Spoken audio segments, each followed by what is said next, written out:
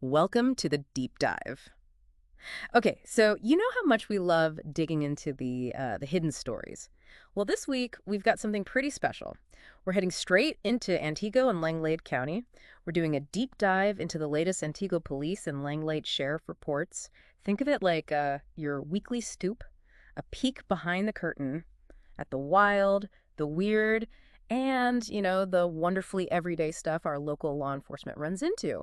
Our mission here is just to pull out the surprising bits, the dramatic moments, the undeniably small town stuff. No names, no addresses, obviously. Just the pure, unadulterated tea, as they say. Yeah, and what's really fascinating here is how these reports, I mean, they might seem kind of mundane sometimes, Right. but they paint such a vivid picture of community life. Mm. Really vivid. They show us not just like what happened, but the everyday rhythms, the unexpected twists, the things that make a place like Antigo truly unique. It's this whole tapestry woven with everything from the slightly silly to the seriously dramatic. Mm-hmm. And it makes you ask, what can we actually learn about our community Yeah. from these little glimpses?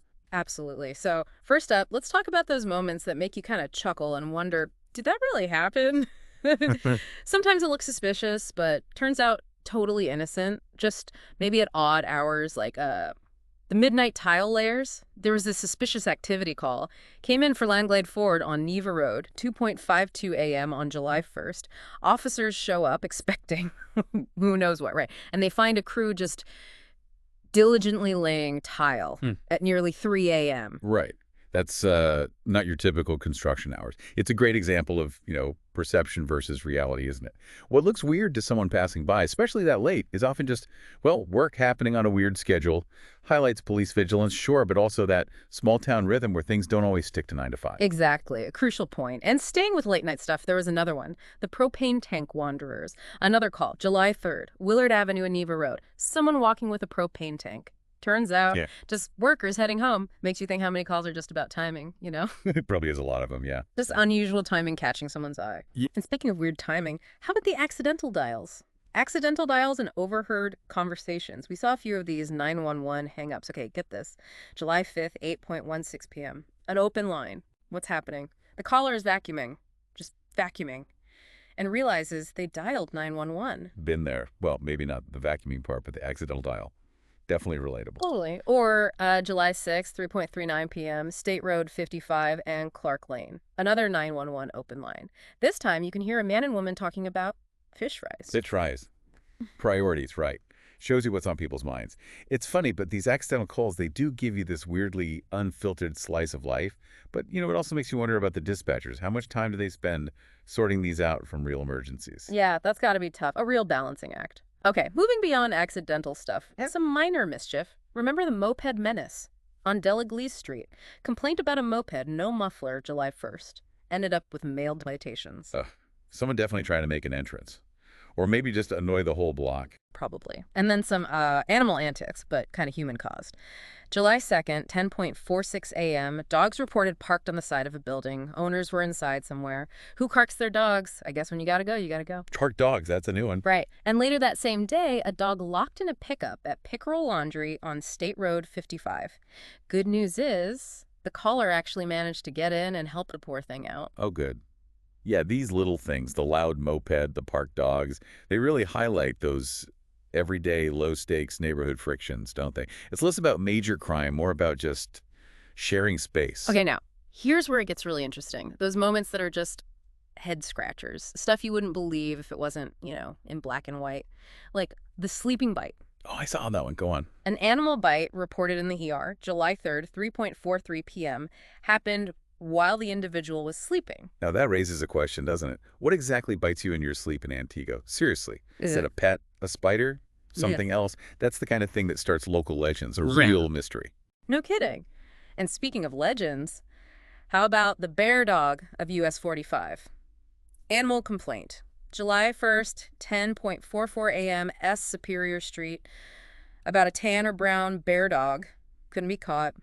A bear dog? Like, is that a breed or it's big and hairy? Who knows? It sounds like something out of folklore.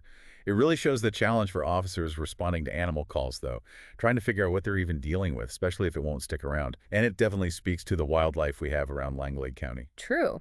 Then there was the backyard BB gun bonanza, July 2nd, County Road H, Someone finds guns in their field, thought the neighbor was pointing them before. Turns out, just BB guns. Phew. Yeah, a little neighborly misunderstanding, thankfully. Could have been way worse. Definitely a relief it wasn't more serious. But things can get serious, dramatically so, like the truck ramming cabin incident. Oh, yeah, that one sounded intense. Criminal damage report, July 6th, 4:56 p.m., County Road H again. Someone allegedly rammed his truck into the wall of a cabin and took off. Red pickup. I mean, talk about a drive-by demolition. That's not your average property line dispute. Not at all. That's a serious escalation. Yeah. Shows how fast conflict can turn really destructive. For sure. And shifting gears a bit to the digital world. Hmm. This one's just sad. The online pet scam heartbreak. Oh, those are the worst. Yeah. Fraud report, July 5th, safety building lobby. Someone paid for a dog online, went to the pickup address. No dog. Scammed out of the money. Ugh, it's awful. And it really hits home, doesn't it? Even in a place like Antigo, where maybe you feel a bit safer, trust people more, these online scams are everywhere. Leveraging emotions, like getting a pet. Just a harsh reminder to be super careful online, no matter where you live. Absolutely. Check before you pay. Yeah. Always.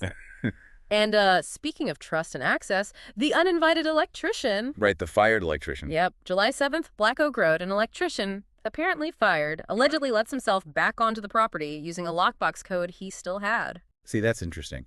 It's trespass, yeah, but it also touches on how complicated things get when professional relationships end badly, Yeah. especially with property access involved. Makes you think about security, changing codes, all that stuff. Good point. Okay, now, let's dive into the classic small town stuff, the drama. Every town's got it, and Antigo is no different. Let's spill the tea on some spirited interactions. We saw a few involving harassment and no contact orders. July 1st, 2 separate complaints, morning times. Both ended with advice to just communicate by mail because of existing no contact agreements. Yeah, it shows how hard it can be to actually enforce that separation, right? People live in the same town, path cross, old conflicts just simmer, even with legal orders, keeping people apart who don't want to be apart. Tough job. Sounds like it. Like some folks just can't quit each other no matter the rules. And then the inevitable family feuds and property predicaments. Oh boy. July 1st, Stony Road. Theft report. Brother allegedly takes a boat motor and a speaker and shoves the collar down. Yikes. Family matters, right? Especially when boat motors are involved. These disputes get so messy because they're personal. It's not just property, it's history, emotion. Exactly. And another one, theft of items from an estate after someone was arrested. July 3rd. Things get complicated, stuff goes missing. Trespassing on Loon Lake Lane, July 4th, involved a family member too.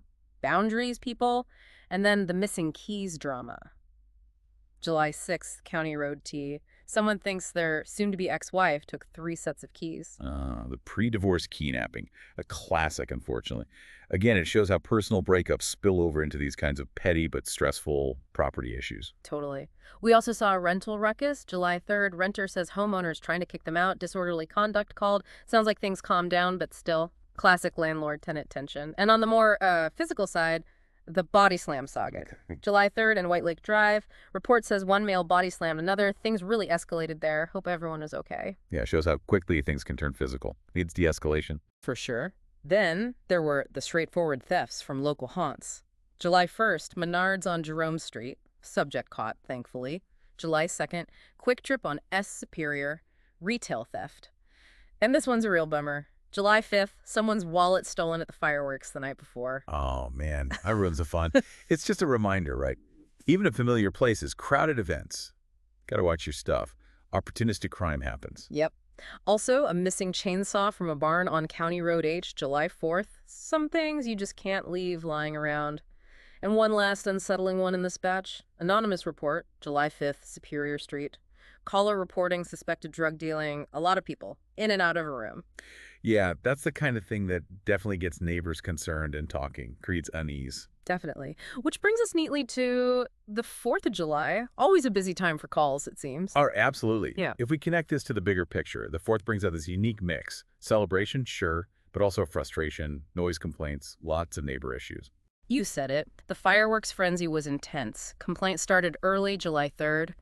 Willard Avenue, Claremont Street, getting a head start. Then July 4th itself, just a cascade. Groups lighting them off and drinking in a parking lot. 10th Avenue and Wilson. 10th Avenue Trailer Park. Loud and illegal ones near Lake Park. Constant loud ones on Claremont, people trying to sleep. It's that classic tension, right, between people wanting to celebrate loudly and others wanting peace and quiet. And then the wildest one, July 4th, 10:38 p.m., Watson Street and 6th Avenue. Caller reports fireworks so loud that dogs were throwing up and windows were shaking. Oh, okay, that's extreme. Throwing up dogs, shaking windows. That sounds less like fireworks and more like, I don't know, artillery practice. Really highlights how out of hand it can get, beyond just annoying. Seriously, and it didn't stop on the 4th. July 5th, 10:1 p.m., another complaint. People playing with fireworks too close to a house after quiet hours. Caller worried about fire. Smart worry. Safety first, even after the big day. It's a real fire risk. And the ultimate neighborly spat. July 4th, 11:23 p.m., Clear Lake Road. A neighbor was apparently shooting fireworks at the reporting party's property. Okay, now that's crossing a line. That's not celebration, that's aggression. Yikes. Right. Not very neighborly. Beyond fireworks, the holiday had other issues too, like parade parking problems. July 4th, 5:17 p.m., near 10th and Delaglaze. Parking complaint. They left a voicemail for the owner. Move it before the parade. Haha, yeah. Nothing worse than a rogue car blocking the parade route. Got to keep things moving. So true. And even hospital visits weren't safe from mayhem. Hospital hit and run. July 4th, Aspirus Langlade Hospital. Parked car got hit. Ugh. Even in the hospital parking lot, rough day for that car owner. And a really concerning one. Close call on the roads. July 4th, late night. Report of an intoxicated driver. Vehicle was found later, unoccupied, in a driveway. Lights off. Lucky escape, maybe, that no one got hurt. But yeah, a stark reminder about impaired driving, especially on holidays. Definitely. Okay, finally, let's wrap up with our roads. The road less traveled and other traffic tales. From lost truckers to some really ironic stops, it was an interesting week on the roads of Antigo and Langlade County. First, the lost semi. July 1st, evening. Officer helped out a semi at Century Ave and Neva Road.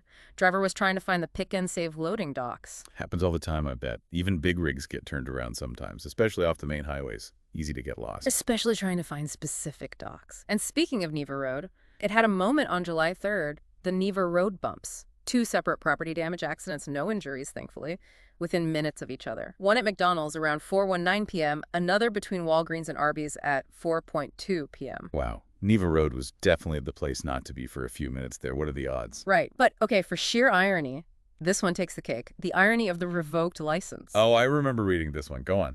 July 7th afternoon, Claremont Street, traffic stop. Registered owner gets referred for operating after revocation. And why were they driving? They had apparently just driven to and from court on a revoked license. You can't make this stuff up.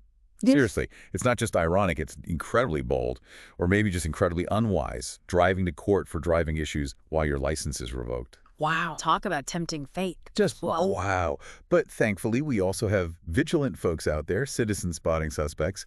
July 3rd, late night US 45 in Merlin Street in Summit Lake, that's the Elko area. Caller reported a possible intoxicated driver and actually followed the vehicle into the city. That takes guts. And it's a huge help to law enforcement. Big shout out to observant citizens looking out for safety. It really makes a difference. Community vigilance is key. It really is. And sometimes it's the small things keeping roads safe. Anger. The missing stop sign. July 2nd, late. County Road K and Antigo Street. Missing stop sign reported. Got replaced. Good. Simple fix. Huge safety impact. Good catch by whoever reported it. Definitely. And one last nail biter. The near misses. July 3rd, late again. US 45. Report of a newer Lincoln that almost went into the ditch twice. Oof. That'll get your heart rate up whether you're driving or just witnessing it. Close call. For sure. So, wrapping it all up, what's the takeaway from this week's reports? Well, this deep dive, it really paints a mosaic, doesn't it, of life in Antigo and Langlade County. You get the everyday stuff, the hustle and bustle, the minor frictions, but then you get the truly bizarre, the dramatic, the occasional serious incident. It just highlights the constant pulse of the community. And it's a solid reminder that even in what seems like a quiet corner of the world,